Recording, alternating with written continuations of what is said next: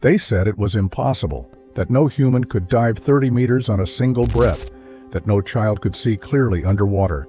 And I'm telling you, he is quick, and he could hold his breath for a long-ass time. That a tribe could sense a tsunami before the ocean even whispered. But deep in Southeast Asia, scientists stumbled across something that shattered every rule. What they found in the Baja and Mochin wasn't just adaptation. It was evolution in motion, and it left researchers speechless. Number 11, the Baja and Mochin. They move through water like they were born in it. No tanks, no high-tech fins, just lungs, wooden goggles, and generations of knowing the sea. These are the Baja and the Mochin, often called the sea nomads. But to call them that is just scratching the surface. They live afloat. Boats, stilt homes, coral coves, and what they do should be impossible. In 2018, researcher Melissa Ilardo published something wild in the journal Cell. Many Baja have spleens about 50% larger than neighboring populations. Not just a coincidence, a gene signal near PTE10. A might be helping that spleen grow because a bigger spleen can push more red blood cells into circulation during a dive, feeding oxygen to the brain and heart. Some Baja divers spend hours each day underwater, reaching depths of 10, 20, even 30 meters. A single breath, a spear, a meal. And while the world measures time in hours, they measure it in heartbeats, slowed by the diving reflex, where blood abandons the limbs and heads for the core. The Mochin add a different kind of impossibility. Studies led by Anna Gislin showed Mochin children can see almost twice as clearly underwater as European kids. They pull their pupils smaller, nearly 1.9 millimeters, and stretch their eye lenses to the human limit. Diopters in the range of 15 or 16. It's not magic, it's learned, but only when learned early, diving daily in bright tropical shallows. And then there's the lagoon. That's the Mokan name for the wave that eats people. In 2004, when the ocean fell silent and pulled back, the Mochin elders knew what it meant. They guided their people to high ground long before the tsunami struck. Not one Mokan life was lost that day. As the elders say, the ocean is our universe, and somewhere between gene, reflex, and myth, that universe still speaks through them. Number 10, the Messiah. They jump like gravity doesn't matter. They eat what would shock a nutritionist. They walk miles across thorny plains under an equatorial sun, and they've done it for centuries. But if you think the strength of the Maasai is all muscle and ritual, you're missing the deeper story. These East African pastoralists live along the Great Rift of Kenya and Tanzania, their lives centered on cattle, rain, and God whom they call Enkai. And they believe that Enkai once gave them cattle by lowering a rope from heaven. Old Doyo Lengai, the mountain of God, still stands as the sacred anchor between sky and land. Their rites look like legend. The Adumu jump, where young warriors spring straight upward, heels never touching the ground, often burns energy for hours. Studies show vertical leaps around 50 to 60 centimeters, driven not by training, but daily movement, hearing, and long journeys across savanna.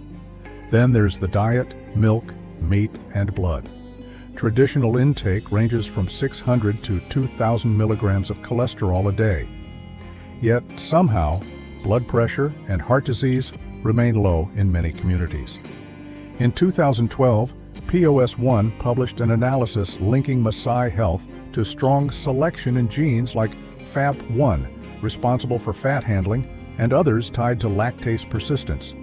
But there's another shift. The oleo lion hunting right once used to mark adulthood now lives more in memory and song. In 2010, the Lion Guardians program offered an alternative. Conserve lions, track their movements, and share knowledge.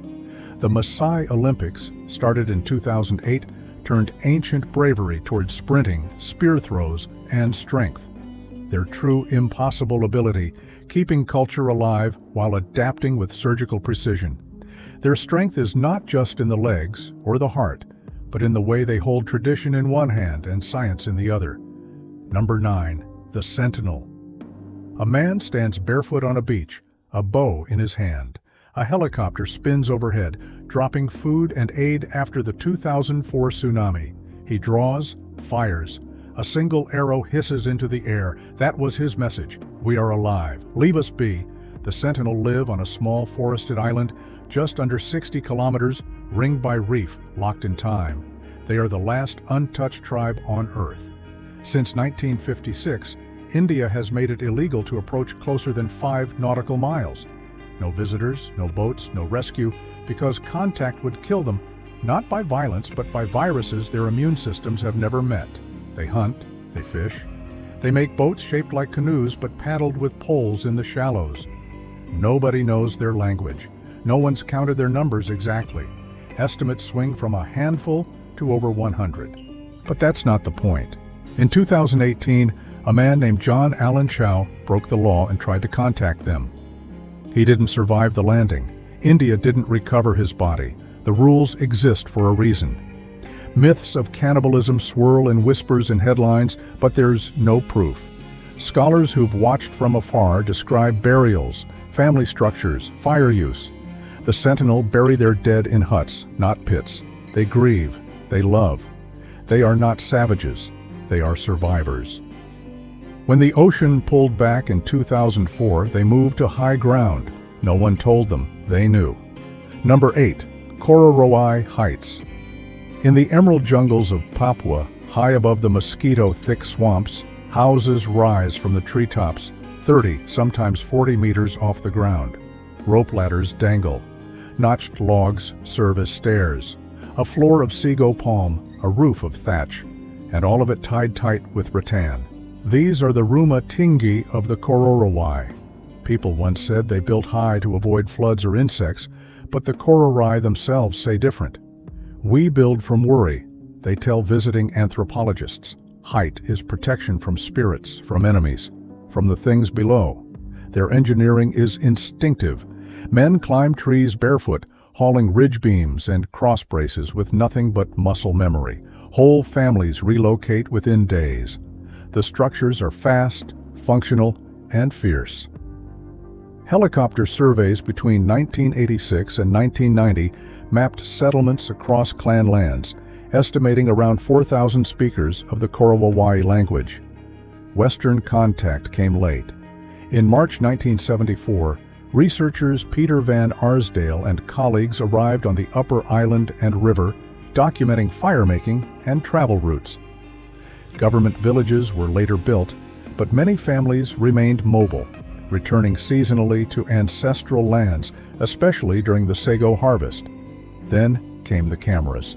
Sensational documentaries claimed all Kororowai lived in treetop homes or practiced ritual cannibalism. In 2018, the BBC admitted that a widely seen treehouse building scene was staged for television. As for cannibalism, some rare reports described executions of Kakua, accused male witches. But scholars warned these were rare events frozen into myth by outsiders eager for drama.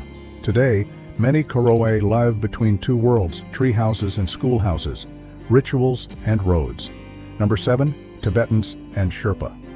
Above the clouds, where most people struggle to breathe, the Tibetans and the Sherpa move with ease, not just walking, but farming, building, running, and guiding strangers across the world's harshest heights. At altitudes where the air holds only half the oxygen of sea level, they don't just survive, they thrive. In 2014, researchers published in Nature that Tibetans carry a unique version of a gene called EPASS1, inherited from an ancient group related to the Denisovans. This gene lets them keep low hemoglobin so their blood stays thin, flows fast, and avoids clotting under pressure. The Sherpa take this biological edge to the extreme. Elite Sherpa climbers have shown a V2 max around 66.7 milliliters per kilogram per minute at sea level. And when they ascend Everest, their muscles shift to burn energy more efficiently. Recent studies even suggest GCH1 helps regulate nitric oxide in their bloodstream, expanding vessels to deliver more oxygen without adding more blood. But this story isn't just genetic.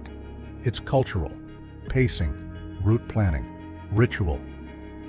When Kami Rita reached the summit of Mount Everest for the 31st time on May 27, 2025, he didn't boast. He said, "I climb for my family and for Nepal." Number 6. The Hima. In the sun-blasted deserts of Namibia and Angola, where water is scarce and shade is rarer, the Hima carry tradition in every color of their skin and hair. Red with purpose, red with protection. Each day, Hima women mix butterfat and red ochre called utis and rub it into their skin. The result is striking, but science sees more than beauty. Hematite-rich ochre blocks ultraviolet rays, wards off insects, and reduces bacterial growth. Cosmetic science studies have even described it as a daily natural sunscreen evolved without bottles or branding. People used to say, women never bathe. That's myth. The truth is smoke. With little water, women create a smoke bath from burning omiri resin and desert herbs. Wrapped in cloth, they let the warm smoke cleanse their bodies, rising like incense in the dawn. Vision myths came next. One popular show once claimed the Hima can't see blue, but researchers like Debbie Robertson found something different. The HBA simply group colors in ways that differ from European languages. Their eyes see fine. Their words just follow different paths. Pastoralists at heart, the Hima raise cattle in lands where few would dare to live. Milk, fermented or fresh, is a staple. Many related groups like the Hererero have low lactase persistence, so fermentation helps them digest it safely. Number 5. The Sami. Across the frozen belt of northern Europe through Norway, Sweden, Finland, and into Russia, the Sami people follow a rhythm older than nations. They follow reindeer across tundra, through forest between seasons. Where others see ice and isolation, the Sami see movement, memory, and song. Roughly 80,000 to 135,000 Sami live today in Sapmi, speaking 9 distinct Sami languages. In Norway alone, nearly 250,000 domestic reindeer graze each spring, most in Finnmark. They are not wild. They are guided, herded, watched by families who know the land like a map written in snow. Their jo, sometimes spelled yo, is more than melody. It is how one sings a mountain, a person, a memory.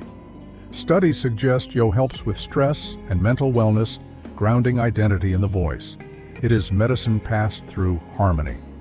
But history hasn't always been kind. In the 1600s, shamans called noidi were hunted, and their painted drums seized. One such drum, taken in 1691, is still caught in repatriation debates. Yet the music survived. The herd survived, and the struggle continues.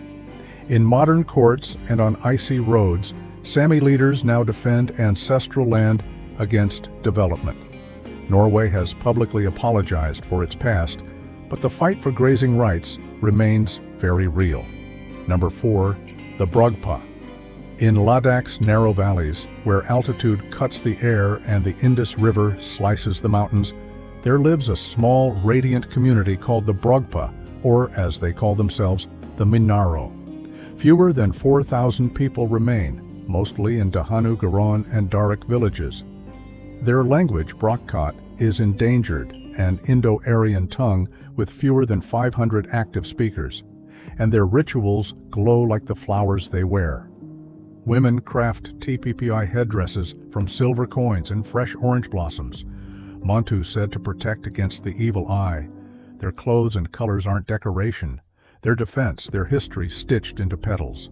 At harvest, they celebrate Bona, a 5-day Thanksgiving of hymns, dance, and spirit-led prayer, Alaba or spirit medium fasts and chants, leading the village through rituals that rotate every few years. The last was recorded in 2016. Myths once claimed they were pure Aryans descended from Alexander's army. But a 2019 genetic study and a broader 2024 Highlander Genome Project both debunked this. Their DNA is a blend of South and Central Asian ancestry. Beautiful, yes, but not mythical. Their true miracle is survival. Along crumbling terraces, they raise barley and orchards. On thin soil and thinner air, they keep singing Brook Scott. One elder put it plainly, "We thank the gods, we tend our fields, we wear our flowers." In a world that forgets quickly, they remember slowly. That is their power. Number 3, the Kenyan. In Kenya's Rift Valley, where red soil meets dawn chill, the Kalingan run, not just fast, but forever. In towns like I-10, perched over 2,400 meters above sea level, the air is thin and the legs never stop. The numbers don't lie. Though the Kalingan make up roughly 10% of Kenya's population, they've won over 80% of the nation's distance running medals. Marathon champions, Olympic legends, world record holders, they keep coming from one place, but it's not magic, it's layered. Studies going back to 2006 by Vincent on Playai, Giannis Pitalatus, and Ross Tucker showed a pattern. Most of these elite runners grew up running to school, living at altitude, and training together. Culture baked into every stride. Physiology helps too. Even untrained Kalingan boys have shown lower oxygen cost while running, meaning they burn less to go farther. Their limbs are long, their frames light efficiency over power always. Food adds to it. Meals are often simple, Bengali greens, milk. But the training is anything but hills, group pacing, repetition, sharp focus. Lorna Kiplagat, a long-distance legend, once said, "If you train at 2,400 meters, when you go low, you feel like you are flying." No one gave them wings. They earned them. Number 2, the Zangto. In the coastal corners of Benin, Togo, and southwestern Nigeria, something tall and whirling moves at dusk. Covered in raffia, spinning like a storm of straw, they hum with energy. These are the Zangbeto, the people of the night. To villagers, they are spirits. To researchers, they are an ingenious blend of community security and ritual theater. Anthropologists studying Batri in Nigeria conducted interviews in 2013 showing that Zangto patrols deter theft, mediate disputes, and even present wrongdoers for local justice. But their presence is more than order, it's awe.